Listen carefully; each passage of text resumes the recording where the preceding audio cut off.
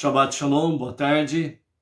Hoje nós estamos no dia 9 de outubro do ano 2021, pelo calendário gregoriano, e pelo nosso calendário judaico, hoje nós estamos no dia 3 do mês de Reshivan, do ano 5782. Louvamos a Hashem, que nós estamos em mais um Shabat, o sétimo dia da semana, o sagrado dia do Shabat, onde nós, Benei Noach, nós guardamos, nós honramos o Shabat, reconhecendo que somente há um Deus, somente um Criador e Salvador, que há um só soberano, que está sobre tudo e todos, e que a Ele nós devemos o reconhecimento que todas as coisas foram criadas por Ele para que este mundo fosse a sua casa, a sua moradia. E nos tempos posteriores ao pecado primordial de Adão e Rava, veio posteriormente os dias da geração de Noach, a geração do dilúvio, e depois do dilúvio, então Deus, purificando a terra, fez com que a sensibilidade espiritual fosse mais real após dilúvio. E então, após o dilúvio, nós chegamos, através desses milênios, no conhecimento de Hashem, o único Deus, aquele que é um e único, indivisível e incorpóreo. Nele não há dualidade nem trindade, ele é um e único, Echad. Então, a ele todo o nosso reconhecimento, principalmente no dia de Shabat, onde nós reconhecemos que somente Ele é o único Criador de todas as coisas, e a Ele é a nossa reverência, o nosso respeito, a nossa gratidão, o nosso amor, e de fato a Ele estarmos cada vez mais no serviço de Hashem. E que o nosso serviço seja sempre como um sacrifício agradável, como um incenso suave às suas narinas. Que o nosso serviço diário tenha sempre a bênção e a unção divina para que nós possamos, com inteireza do coração, num serviço voluntário, transbordante em amor, estarmos aí cada dia prestando a Ele o nosso sacrifício diário do coração, um sacrifício diário de amor. Então, hoje, sétimo dia da semana, o sagrado dia do Shabat. Então, hoje nós temos aí o encerramento da nossa porção semanal Noach. E daqui a pouco estaremos aí vendo o que vamos fazer a nossa reflexão no dia de hoje para o encerramento da Parashá Noach. Vamos então à nossa gota de sabedoria do nosso Rebbe Menachem Mendel, o tzadik da nossa geração, o justo da nossa geração, bem como também a liderança da nossa geração. Então, o nosso Rebbe diz assim, há um jovem professor de crianças que recentemente aceitara lecionar numa comunidade isolada e agora desejava abandonar seu posto para ficar mais perto do Rebbe. O Baal Shem Tov ensinou que uma alma pode descer a este mundo e permanecer 70 ou 80 anos apenas para fazer um favor a alguém. Você só está lá há poucos meses e prestou tantos favores a tantas pessoas, no entanto, só consegue pensar em abandonar o lugar? Então, nesse aprendizado, nessa gota de sabedoria, envolvendo o nosso Rebbe Menachem Mendel, nos fala dessa realidade aqui, dando esse exemplo prático e que de fato é um exemplo para todo judeu e todo não judeu. No caso específico do professor, ele voluntariamente se dedicou a uma comunidade isolada para realmente estar ali lecionando para as crianças, e para os demais. E logo em seguida, depois de alguns meses, ele então manifesta o desejo de sair dali para ir residir no lugar mais próximo do Rebbe. Então aí vem realmente o ensinamento do Baal Shem Tov. onde o ensinamento racídico ele nos fala sobre essa realidade. É que uma alma ela vem para este mundo para cumprir uma missão. Às vezes, uma alma ela fica neste mundo 70 ou 80 anos apenas para fazer um único favor a alguém. E esse único favor para alguém, ele realmente vai repercutir por toda a eternidade, tanto em benefício daquela pessoa que está recebendo, como aquele que é o transmissor realmente desta bênção. Então, nesse sentido aí, o ensinamento do Baal Shem Tov diz, né? Você, especificamente falando sobre o professor, aquele jovem professor de crianças, você está apenas alguns meses ali e já fez tantos favores a tantas pessoas e agora você só consegue pensar em abandonar o lugar? Ou seja, se Deus ele nos dá a direção para estarmos num determinado lugar, e às vezes você está naquele lugar e você fica ali, eu acho que aqui não é meu lugar, eu vou embora daqui. Eu não me adaptei aqui, eu vou embora daqui. Eu preciso mudar daqui. Então você começa a arrumar, entre aspas, né, desculpas para poder sair do lugar em que estás, para mudar para um outro lugar, para um novo lugar. E às vezes você está até dizendo assim, eu vou para um outro lugar, quem sabe ali eu vou me dar bem, né? E nós vimos na gota de sabedoria de ontem, em que o nosso Rebbe nos fala sobre essa mesma questão e nos diz sobre a questão da responsabilidade. Aonde você está é onde Deus ele quer que você esteja. O que você está fazendo dentro daquilo que está estudo da Torá, 7 leis universais, a de Sedaká, que envolve todas as boas ações em todos os níveis. Se você está ali, neste lugar, pessoas estão sendo ajudadas por você, pessoas estão sendo agraciadas pela presença divina através da sua vida. E você vem e procura arrumar um pretexto para sair daquele lugar. Então, o ensinamento racídico diz, você está aonde Deus quer que você esteja. Então, é um momento de refinamento. É um momento de refinamento nosso, de nós realmente vermos esta realidade. Eu estou onde estou porque Ele assim o quer. E porque isso está sendo útil para alguém. Alguém, no mínimo, uma pessoa, está sendo abençoada.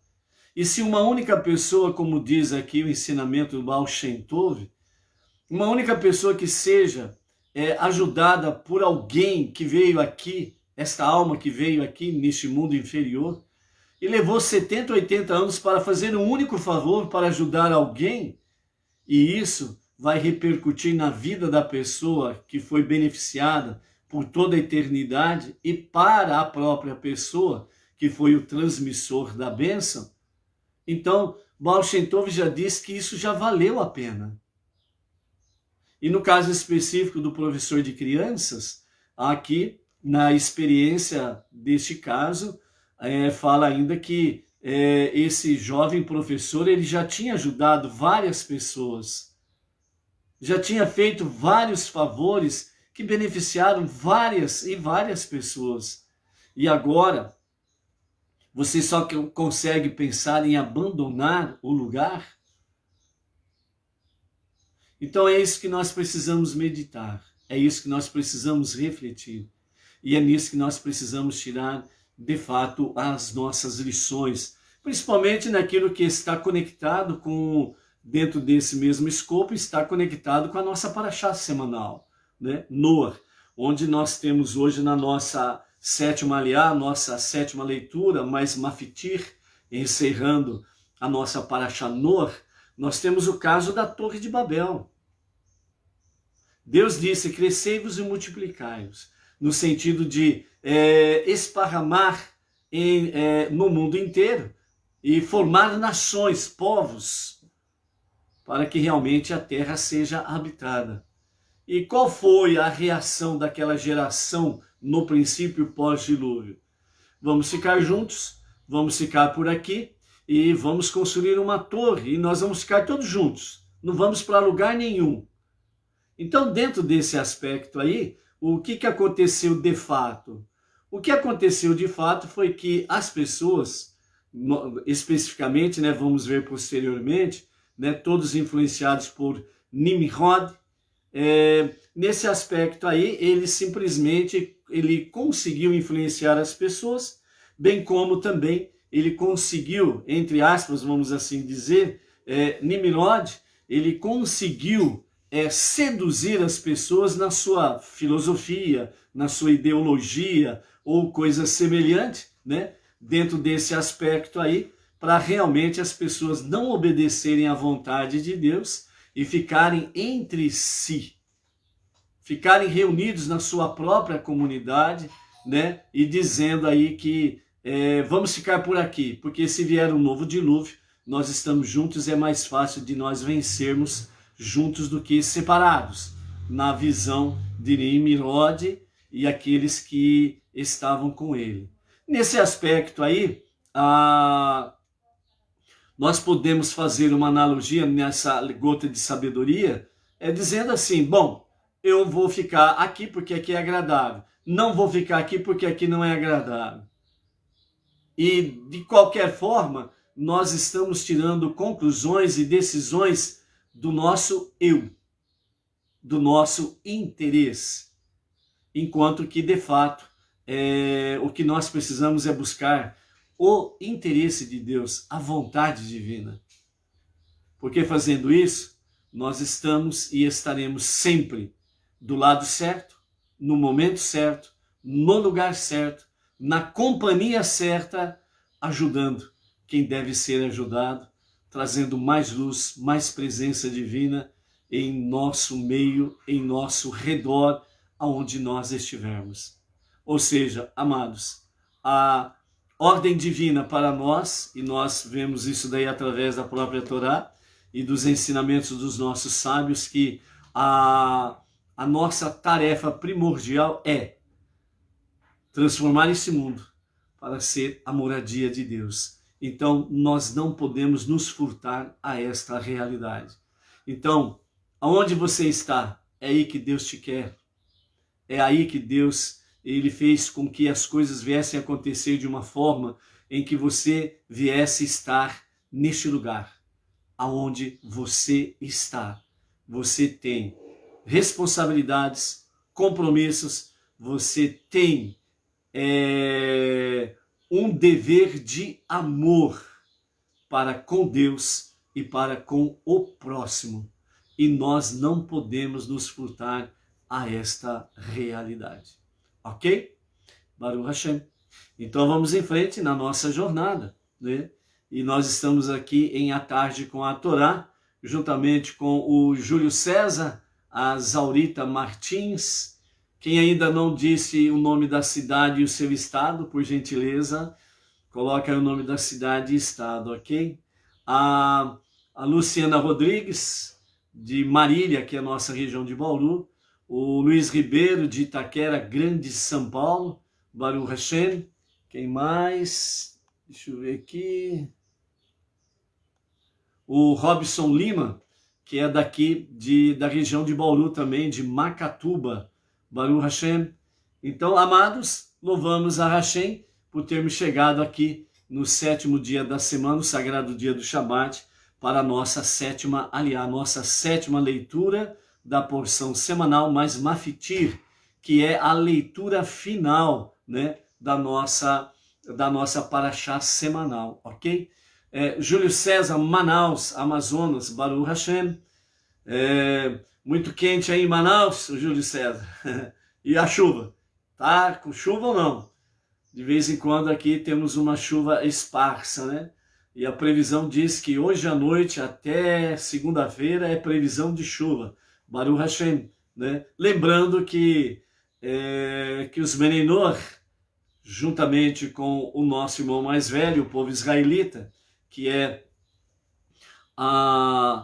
em Sukkot, Shemini Atzeret, nós aí estivemos aí fazendo as nossas preces em favor para Hashem, em favor do julgamento das águas, para que haja água em abundância e que venha de forma amena, né?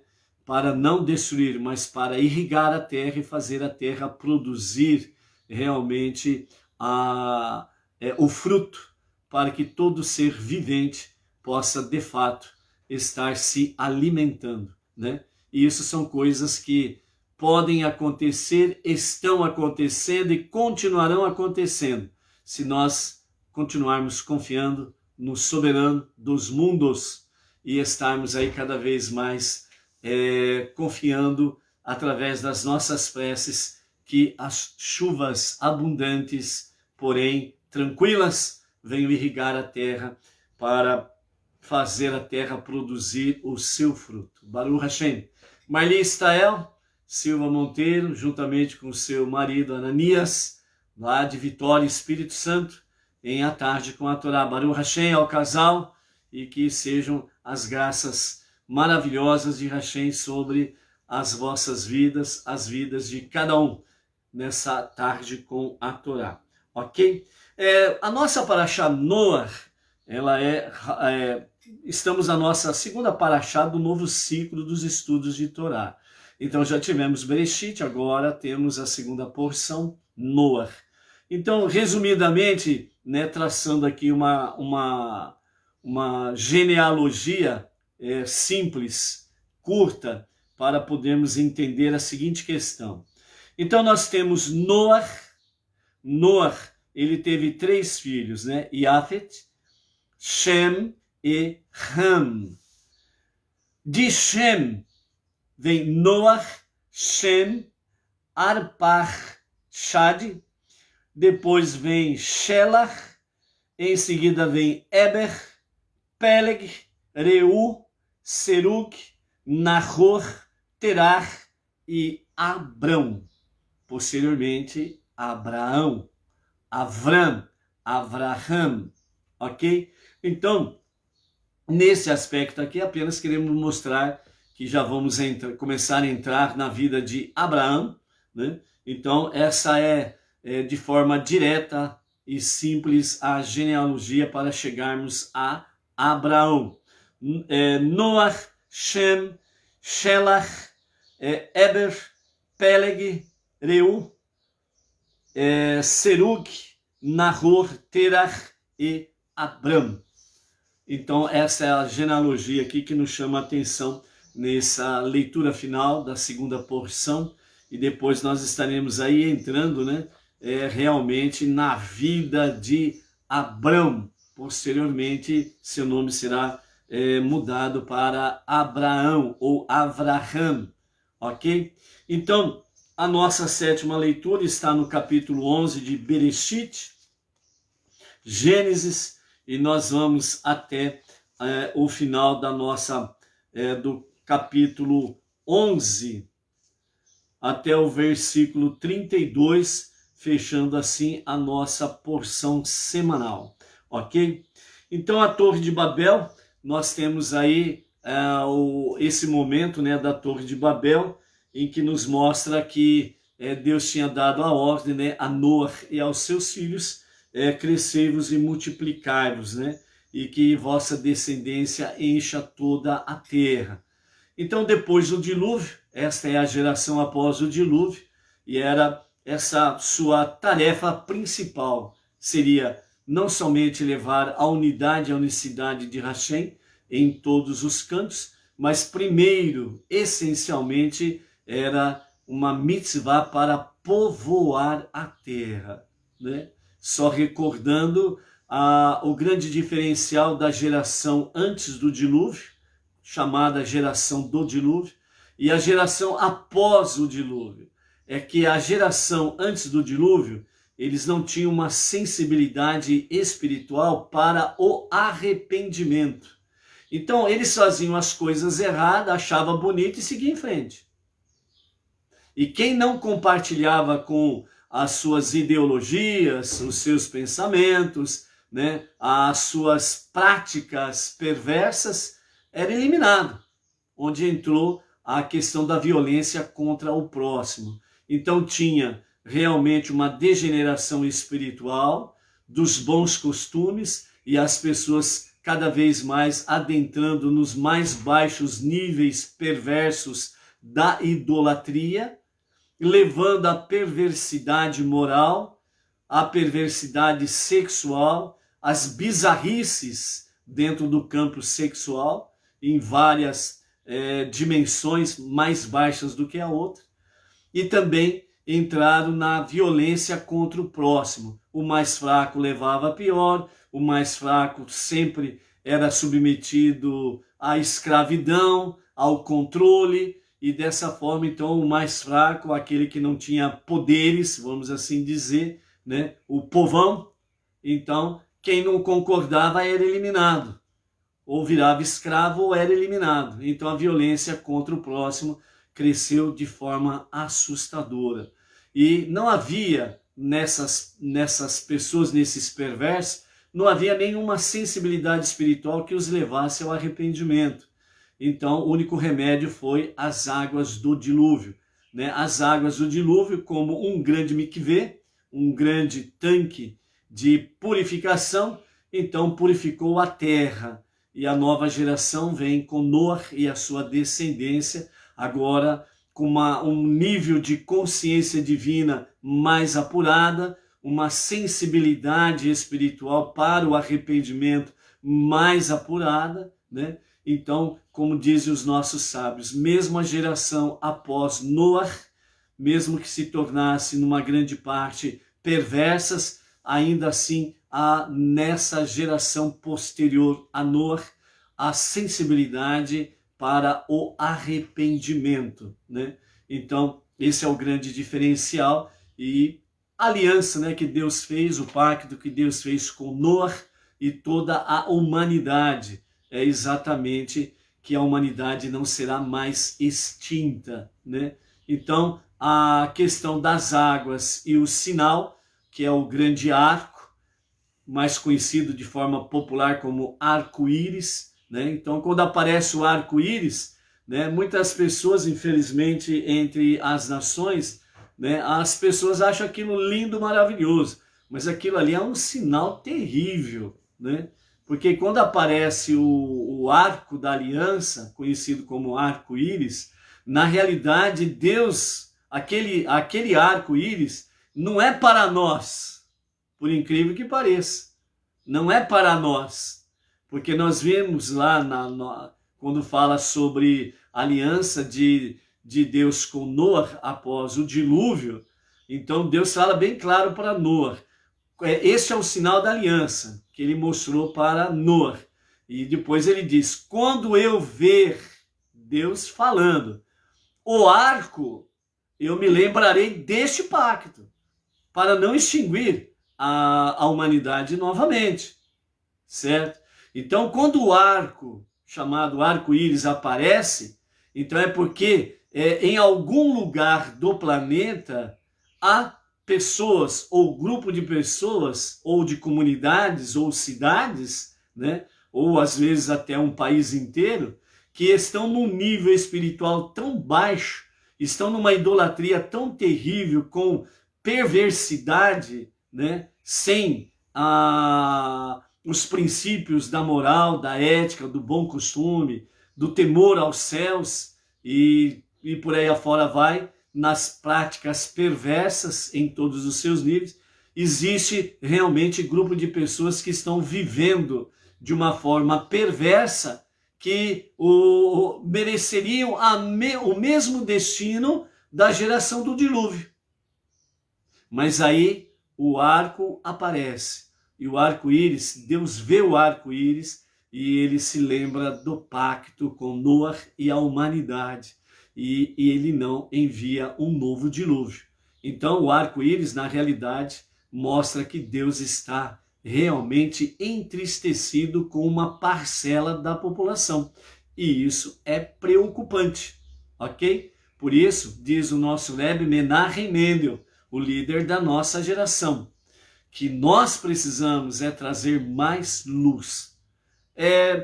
realmente lutar contra a escuridão, lutar contra a perversidade é uma coisa honrosa, mas essa não é a nossa tarefa principal. A nossa tarefa principal é trazer mais luz para este mundo. Então, assim diz o nosso Rebbe. Então, por isso, né, quanto mais luz nós trazemos, através de que forma? Estudo da Torá, estudo das 7 leis universais, as nossas preces diárias, a nosso envolvimento com a Tzedakah, né, que está envolvido com todas as boas ações, atos de justiças e por aí afora vai. Né? Então, quando nós estamos envolvidos com estas coisas, então nós estamos trazendo luz. Então, à medida que nós fazemos isso e nós espalhamos, porque essa foi a finalidade que Deus disse a Noé, enchei a terra, crescei-vos e multiplicai-vos, para que possam levar em todos os cantos do nosso planeta, na forma de se expressar, né? E que levem em todos os recantos a luz divina, a luz da presença de Hashem. Então essa é a nossa tarefa primordial, principal, é fazer isso. E através desta nossa ação, envolvendo-nos cada vez mais dessa forma, nós estamos dissipando a escuridão, nós estamos dissipando as trevas. E dessa forma ela vai perdendo a sua eficácia, ela vai perdendo a sua força. Às vezes você pode dizer, mas parece que o mundo está piorando. Você não pode ditar essa sentença para o mundo. Você não pode concordar com isso. Muito pelo contrário. Se você para você parece que o mal está crescendo e coisas semelhantes a essa, é sinal de que a luz está mais presente do que nunca. E a escuridão, ela está numa ação de rebeldia, ela está numa ação de desespero, porque sabe que pouco tempo lhe resta. É só você pegar, por exemplo, o mundo político que está aí. Pode ver os maus políticos, os políticos corruptos. Quando eles começam a entrar em desespero, é porque alguma coisa está errada, os planos deles não estão dando certo. Então eles pulam pior do que cabrito. Berra mais do que cabrito. Por quê? Porque sabe que a boquinha está no fim.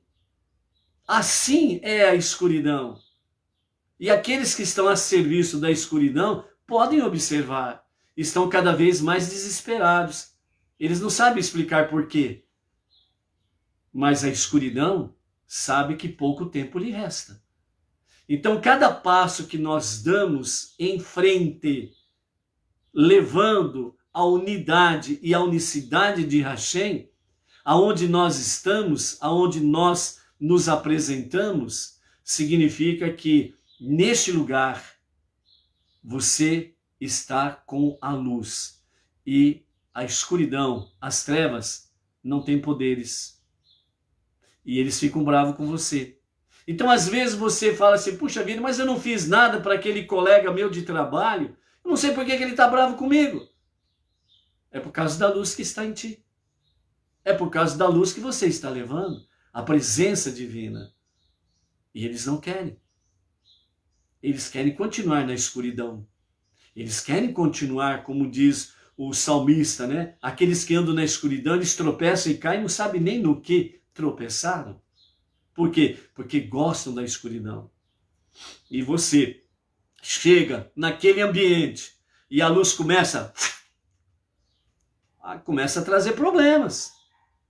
Ô fulano, antes de você chegar aqui, o nosso setor aqui estava beleza, estava tudo bonito no seu lugar. Mas você chegou aqui, agora a coisa começou a ficar esquisita, começou a aparecer problemas, que não sei o que lá.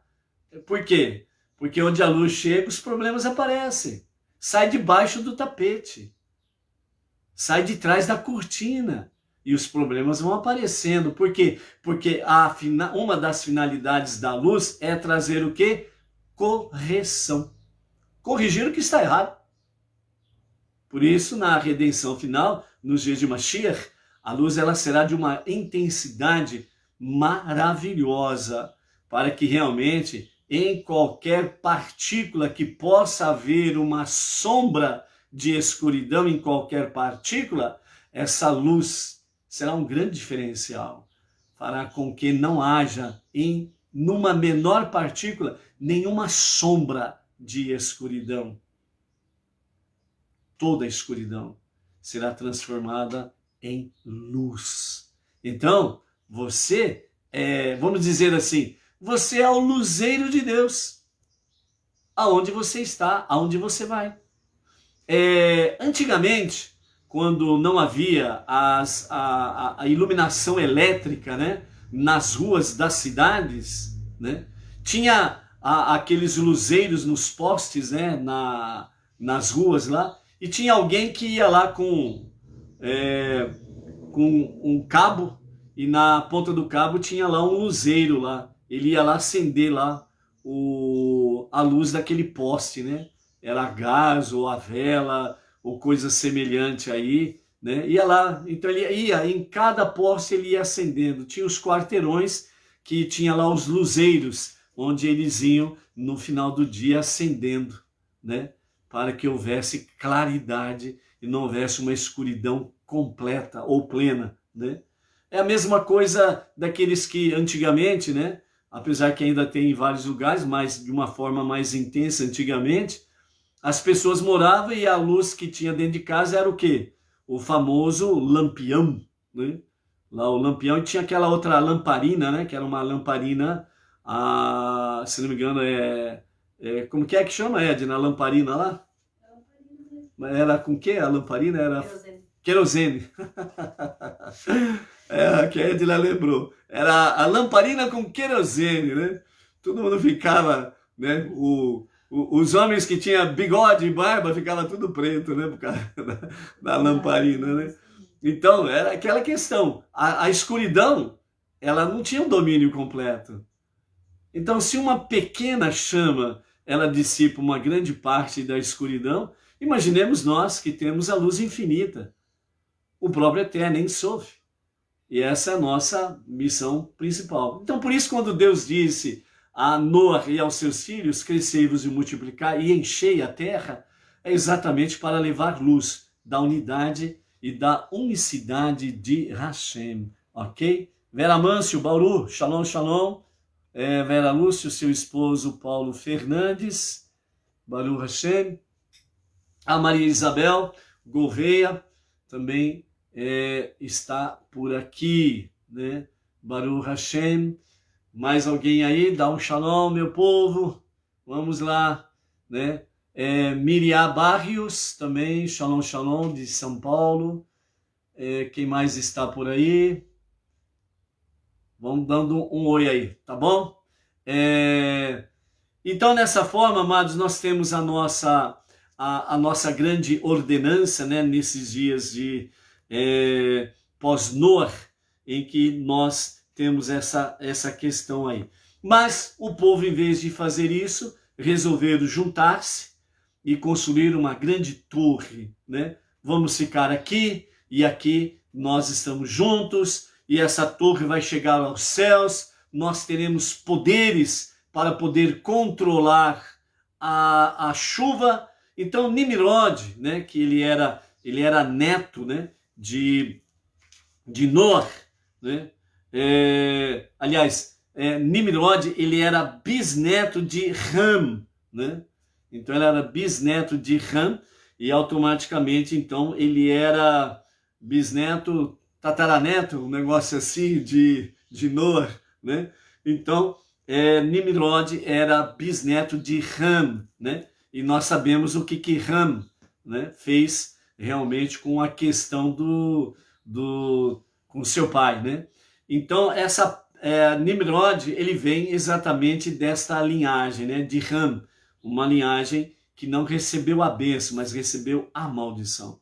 E Nimrod, ele realmente conseguiu dominar as pessoas, e as pessoas aceitaram a sua ideia de construir uma grande torre, e dessa forma ele seduziu as pessoas com a sua retórica, com a sua ideologia bonita, no falar bonita, a sua ideologia semelha-se muito com as ideologias de hoje em dia, onde se fala muito bem, muito bonitinho, põe no papel as ideologias como algo tão lindo, tão maravilhoso, mas na prática, vemos aí que é realmente perversa, muito perversa, não é verdade?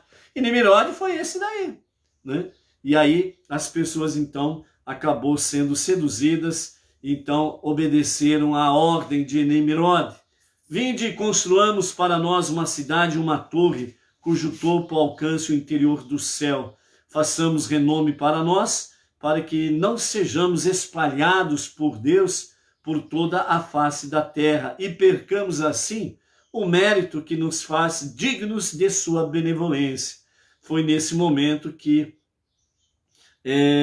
o povo se juntou para construir uma cidade, e no centro dessa cidade, uma grande, enorme torre, com o seu intuito de poder chegar nas nuvens, Os nossos sábios, principalmente aqui os comentários de Irache, fala que, na realidade, Nimrod, ele com a sua retórica e a sua ideologia, ele acabou influenciando as pessoas, dizendo a elas que, se nós estivermos juntos aqui, a benevolência de Deus não vai nos abandonar. Então Deus vai estar sempre conosco. E à medida que nós estivermos construindo a torre e subindo essa torre para chegar aos céus, jamais a benevolência de Deus poderá nos abandonar, porque nós estamos juntos. Assim como também Nimrod, ele seduziu as pessoas dizendo que quanto maior for a torre, melhor seria para dominar realmente a natureza. Então, se porventura houvesse um aspecto climático no sentido que poderia apresentar um novo dilúvio, eles estando às alturas, eles teriam condições de poder realmente dominar a natureza e não permitir com que um novo dilúvio viesse, Então, dentro de toda essa retórica aqui, o povo assim se fez e eles começaram então a construir a sua enorme torre, Então, alguma coisa que nós podemos aprender aqui qual é a tua torre de Babel? Qual é a construção da tua torre? Você se fechou dentro de uma torre? Eu aqui protegido e o resto para lá. O importante sou eu, o resto não quero nem saber. Não quero nem perder meu tempo de procurar saber e nem quero ter preocupação. Qual que é a nossa torre de Babel? Aonde nós nos escondemos, alegando que Deus vai nos abençoar e ponto final. Deus vai me abençoar, ok. Eu estou aqui.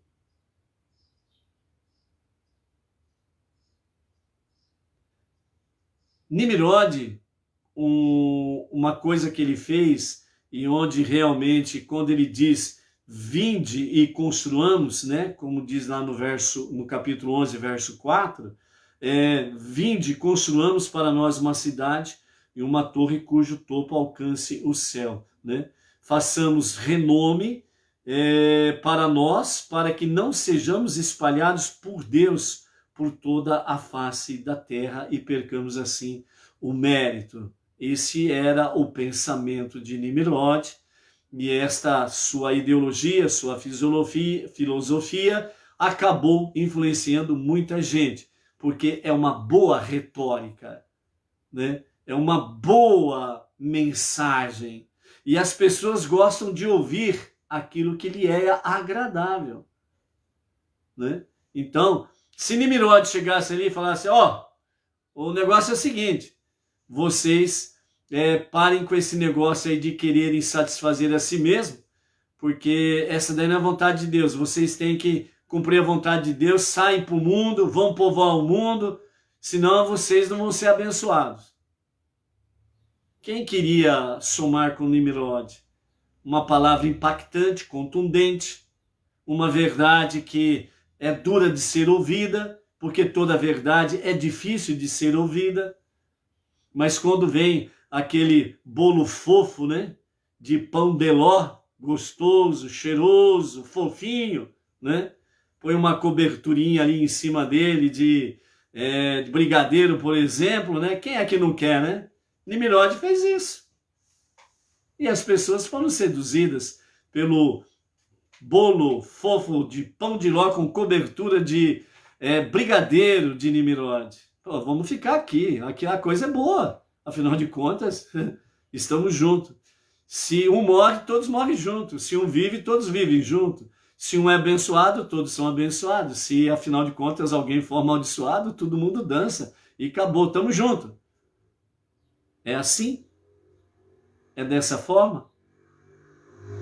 Ou nós procuramos, como nós vemos aqui nesses últimos dias, as gotas de sabedoria do nosso Rebbe, Menachem Mendel, onde ele nos fala, realmente, assuma a tua responsabilidade, o teu compromisso.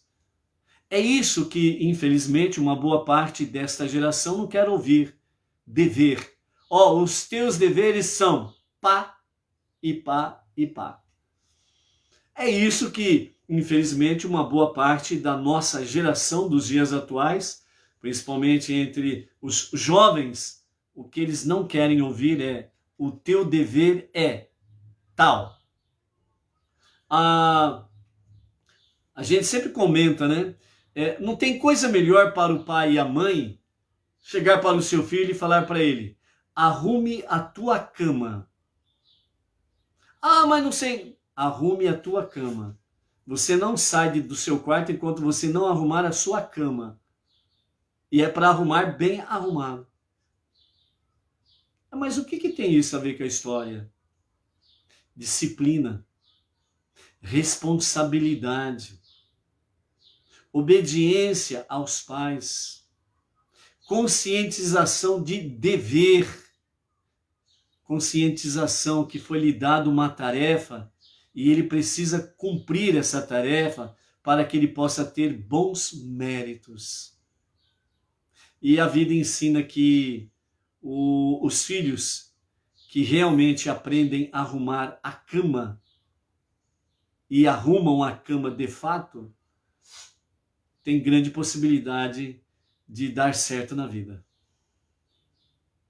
Um simples arrumar de cama traz tantas mensagens para a família que é coisa espetacular. Harmonia da família, obediência aos pais,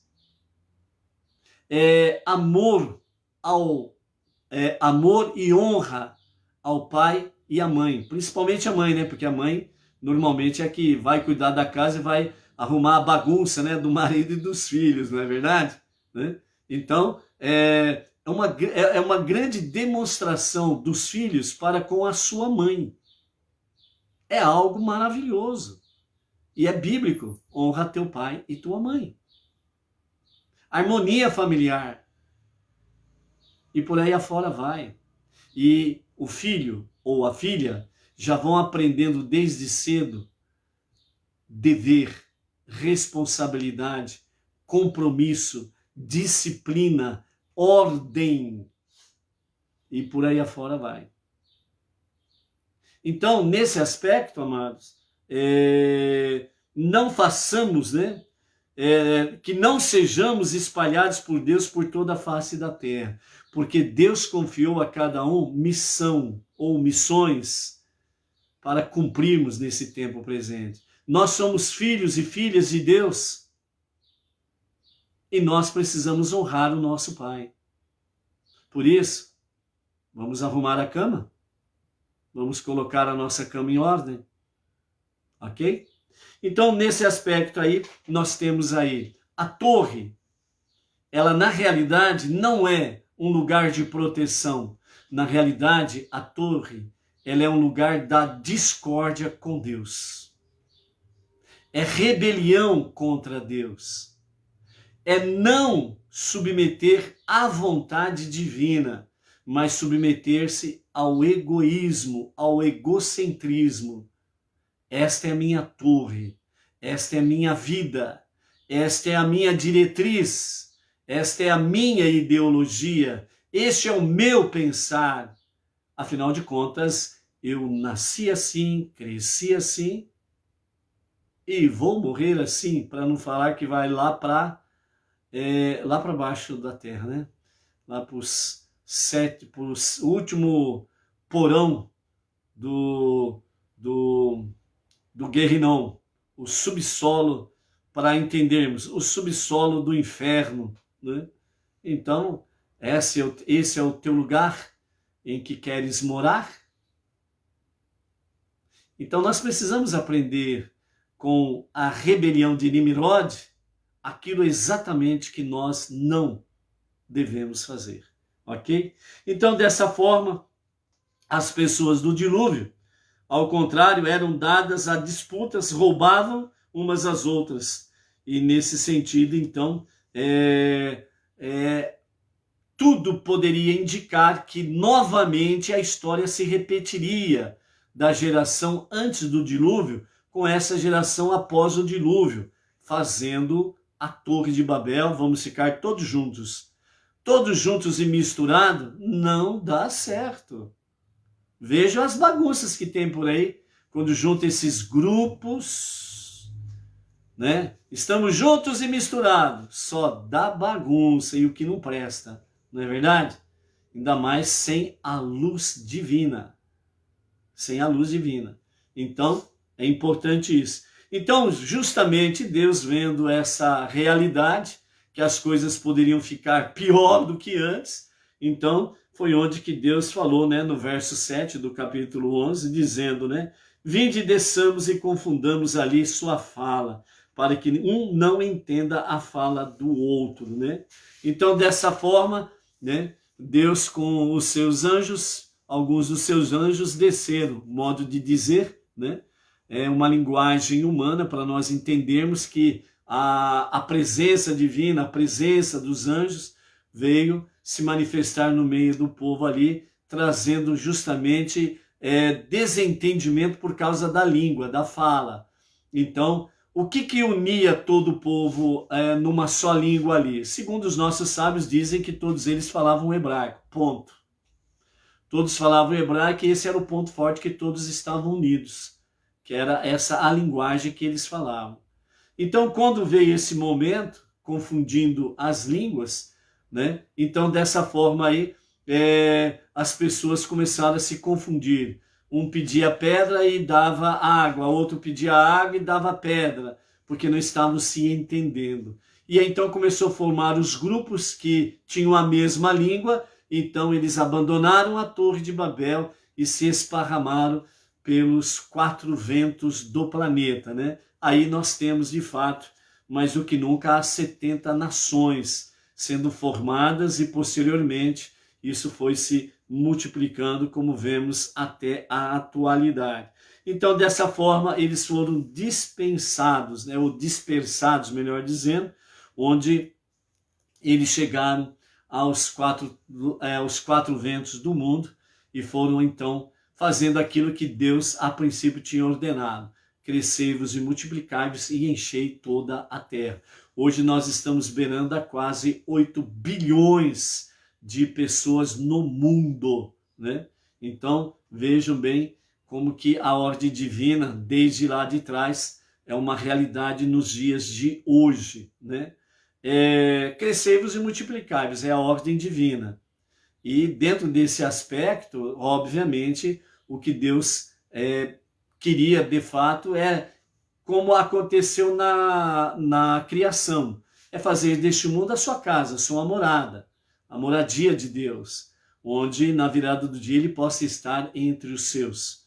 Mas, né, com esses percalços todos, né, de pecado e rebeldias, então nós temos a redenção final nos dias de Mashiach, para curar e sarar toda a terra, todos os reinos, para que a luz primordial da criação possa retornar e possa brilhar como antes, e realmente a presença divina ser uma realidade no final do reinado de Mashiach, quando ele estará de fato entregando todos e todas as coisas ao único e verdadeiro Rei dos Reis dos Reis.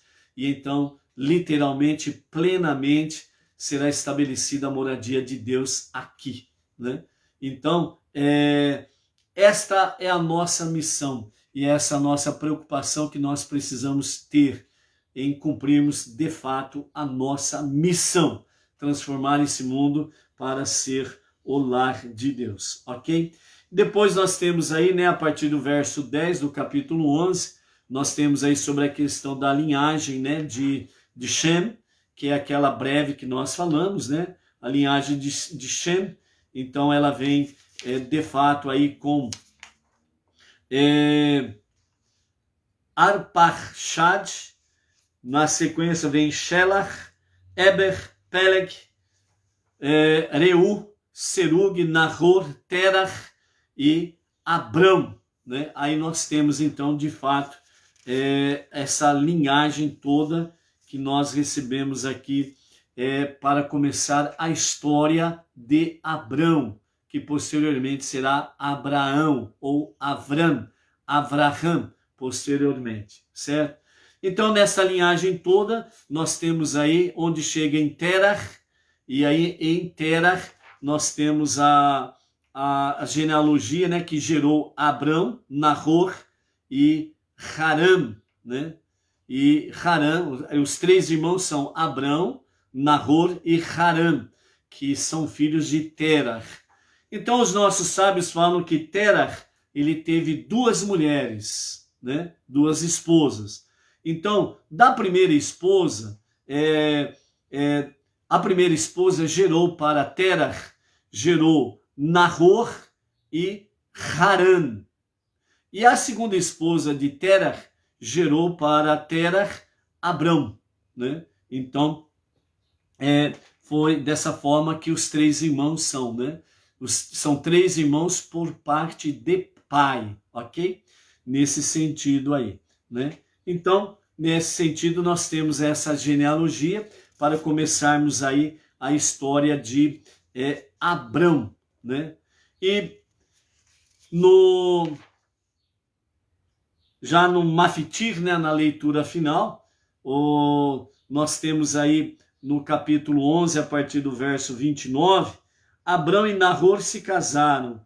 O nome da mulher de Abrão era Sarai, e o nome da mulher de Nahor era Milcá, filha de Haran, pai de Milcá, e de sua irmã Sarai, também conhecida como Iscá, né? A Sarai, ela também tinha o nome de Iscá, que significa que vê longe, né? Mais para frente, nós vamos ter exatamente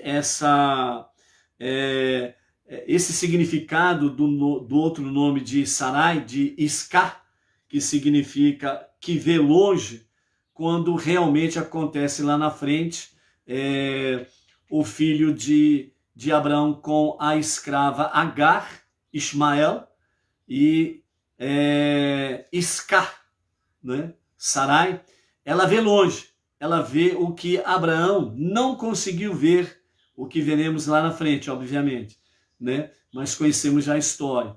Ele não conseguiu ver que Ismael seria realmente uma companhia perversa para Isaac e que perverteria realmente toda a criação de Isaac. Foi quando Sara disse a Abraão, né?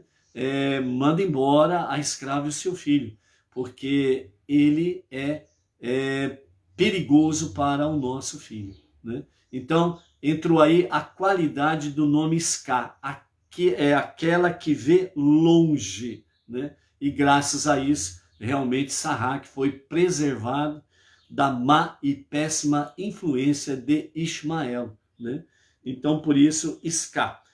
E interessante que os nossos sábios falam, né, que realmente Nahor e Abrão, eles casaram com duas irmãs e uma sobrinha, né? Ou seja, tanto Milcá como Sarai eram sobrinhas deles, né? E também nesse sentido aí, eram, modo de dizer, né, meio irmãos, né? De uma certa forma aí, não irmão de primeiro grau propriamente dito, né? Então, eram duas sobrinhas e e uma irmã, né? Porque as duas estavam conectadas diretamente com Terah, né? Nesse sentido aí, ok? Então, amados, nesse sentido, nós temos aí que Terah, ele na sequência, depois do casamento, Sarai era estéril e Abraão, ele já tinha a visão do monoteísmo.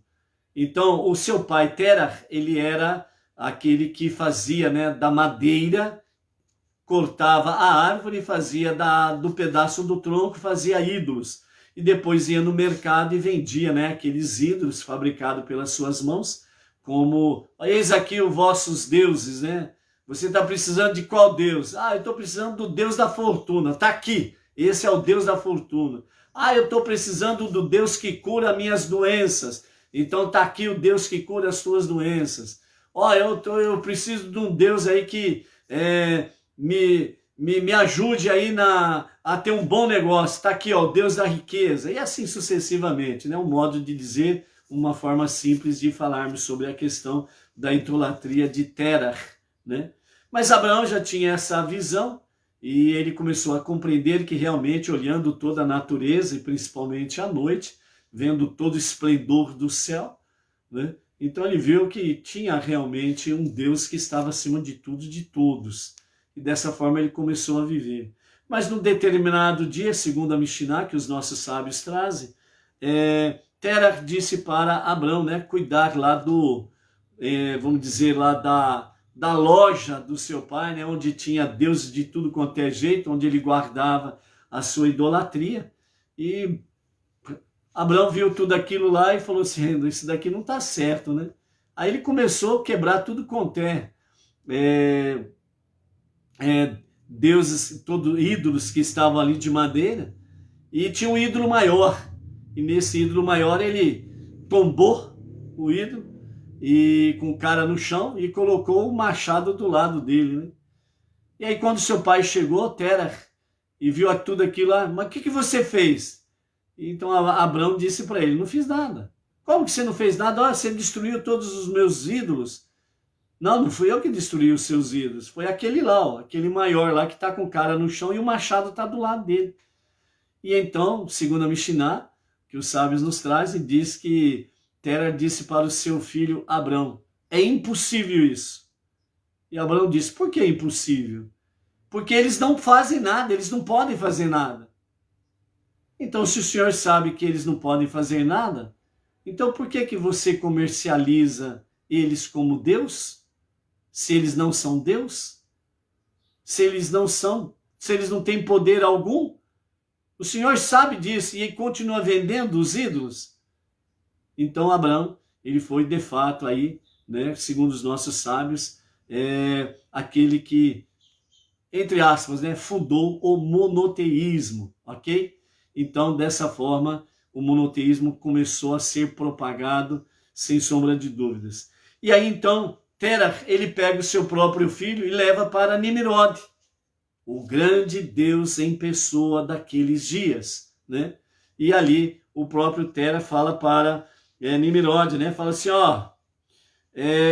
ele não gosta de ídolos, não. Ele quebra os ídolos. Ele não aceita os ídolos como Deus. Ele fala que tem um Deus que está acima de tudo, de todos aí, mas e ele destruiu todos os meus ídolos, né? Então Nimrod, ele coloca então Abrão numa fornalha, né, de óleo fervente, né, num grande panelaço lá de óleo fervente, e joga Abrão lá dentro. E Abraão, não acontece nada com ele, né? Abraão, ele entra e sai sem nenhum problema do grande panelão de óleo fervente, né? E Harã, o seu outro irmão, que é aquele um tipo de pessoa, né? Qual que é o lado que está dando certo, eu vou. Mesmo que seja o lado errado, Harã era assim. Qual é o lado que está dando certo? É o lado X, então eu vou para esse lado. Qual que é o lado que está dando certo hoje? É o Y, então eu vou para aquele lado. Então, quando Harã foi questionado lá por Nimrod, né? E você, que lado que você está? ele ficou engambelando Nimrod para ver o que acontecia com Abrão, né? Se ele sairia vivo ou não sairia vivo, se ele morreria ou não morreria. Se ele morre no panelão lá de óleo fervente, ele fala para Nimrod, não, eu estou contigo com meu pai e não abro. Tamo junto. E ele enrolou na conversa até que Abrão, ele entrou e saiu da panela fervente de óleo e nada aconteceu. Aí ele viu, epa, legal. Ó, eu estou do lado do Abrão. Ah, você está do lado do Abrão? Então peraí. Aí Nimrod mandou jogar Harã dentro do panelão de óleo lá. E só que Harã não saiu de lá, né? Morreu. E por isso, Harã, que é pai de Lot, por isso que posteriormente Lot acompanha Abrão. Entendeu? Porque que Lot ficou órfão de pai? Então, simplificando, essa é a história. Então, Harã morreu durante a vida de seu pai Terah, como diz aí o capítulo 11, verso 28, porque Terah levou Abrão a Nimrod, né? Na leitura final, a partir do versículo 29, né? Abrão e Nahor casaram então, né? Com Milcá e Sarai, que Sarai também é conhecida como Isca, aquela que vê longe, né? Então, dessa forma, uma vez que Harã fora morto e Abrão contrariara ao rei, Terah julgou perigoso permanecer em Ur, né? E dessa forma, então, Terah tomou seu filho Abrão, seu neto Lot, filho de Harã, e a sua nora Sarai, mulher de seu filho Abrão, e preparou-se para sair de Ur com eles, né? E Abrão, então, se convenceu de que a família devia mudar-se assim juntos. Terah e Abrão saíram de Ur dos Casditas com Lot e Sarai, indo em direção a Canaã, que Terah sabia que havia sido dada por Noar a seu antepassado, a Shem. Deixaram então Nahor e Milcar em Ur, chegaram até a cidade de Harã, em Aram, e estabeleceram-se ali. E enquanto estavam em Harã, Abrão e Sarai começaram a difundir o monoteísmo e aos poucos reuniram à sua volta um séquito de novos crentes. Suas atividades abrandaram a ira de Deus, que vinha se intensificando cada vez mais com a propagação da idolatria após o dilúvio. E no ano de 2018, a contar da criação, quando tinha 70 anos, Abrão visitou Canaã brevemente, conforme está escrito. Deus lhe apareceu quando ele se encontrava lá, prometendo dar-lhe Canaã e torná-lo o ancestral do povo escolhido. Então Abrão voltou para Harã com o seu pai, onde estava ali em Harã, não quiseram acompanhá-lo, né? Terah ficou em Harã e ele não quis acompanhar Abrão e Sarai até Canaã. Então, Abrão, ele retorna por causa do seu pai, porque o seu pai estava sob os seus cuidados. Então, aqui nós temos o exemplo de Abrão honrando o seu pai, né? Então, Abrão, ele não poderia dar continuidade à sua viagem, deixando seu pai para trás, porque ele estaria infringindo automaticamente, né, a mitzvah de honrar pai e mãe, que seria posteriormente dado lá atrás, lá na frente, melhor dizendo, no Monte Sinai. Mas, segundo os sábios, Abrão, ele já tinha uma boa visão da Torá. Então, por isso, ele não abandonou o seu pai, né? Isso também fica uma lição para os filhos nos dias atuais, né? Então, é muito fácil para os filhos abandonarem os seus pais, ou em asilos, ou na casa deles lá, vão uma vez por ano vê-lo, visitá-lo, para tirar aquela famosa fotografia, lembra? Aquela fotografia do Dia dos Pais, aquela fotografia do Dia das Mães, né? Então se reúne 2 ou 3 vezes por ano, porque chega lá no fim do ano, férias, né? Então todo mundo vai lá tirar uma fotinha com o papai, com a mamãe, né? E depois, cadê papai, cadê mamãe? Né? Não tá nem aí com pai e mãe, né? Então Abrão vem mostrar realmente a questão de honrar os pais, né? É algo que precisa ser feito. Enquanto eles estão em vida, com vida, os filhos devem honrar seus pais, ok? Então, dentro desse aspecto, todos os dias de Terah foram 205 anos, e Terah morreu em Harã, no ano de 2083 após a criação. Porém, porque externamente era um idólatra, ele era tido por perverso e, consequentemente, em sentido figurado, morto enquanto estava vivo, pois os perversos são considerados mortos em vida, enquanto os justos são considerados vivos mesmo após a morte. Ou seja, o justo nunca morre. O perverso, mesmo estando em vida, ele está morto. Essa é a grande diferença do perverso e do justo. Ou seja, daquele que teme a Deus e se esforça dia a dia para obedecer os seus mandamentos. Por isso, disse Maimônides para os não-judeus que abraçam a fé monoteísta e se dedicam ao estudo da Torá, às 7 leis universais, bem como se dedica a tzedakah, as boas ações, atos de justiça, atos de bondade para com o próximo. Você é um justo entre as nações. Portanto, você sabe desta realidade? Então tenha certeza, você, permanecendo nisso, nunca morrerá. Bom término de Shabat. Seja forte, seja luz, seja imortal, seja infinito, como é o teu Deus, o nosso Deus. Shalom, Shavuot Tov. Até amanhã.